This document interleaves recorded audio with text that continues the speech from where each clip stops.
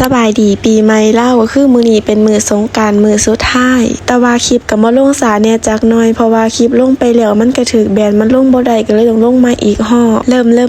ตื่นเช้ามามื้อนี้อ้ายกับพี่เอื้อยก็คือเตรียมของที่จะมาสมมาพ่อแม่เรียบร้อยหมดแล้วเหลือแต่ข้อยนี่ล่ะยังที่ลาบ่ได้มานำเพิ่นจักเทื่อเนาะก็คือยังคนสุดท้ายเลยมาฮอดก็มาย่อขันเลยอีหยังดีๆก็เว้าไปแล้วเนาะเพราะว่ามื้อนี้ก็เป็นมื้อปีใหม่มื้อสุดท้ายละจากนั้นก็ล้างตีนล้างมือให้พ่อกับแม่แล้วเพิ่นก็จะผูกแขนให้เทื่อนี้ก็ฮอดคิวลูกสาวหลาคนสุดท้ายเพิ่นน่ะก็คือแบบดีใจในจักน้อยแหละเพิ่นห่วงที่สุดก็คนนี้ละก็ธรรมดาเลยเนาะลูกสาวหลาของเพิ่นหั่นนะ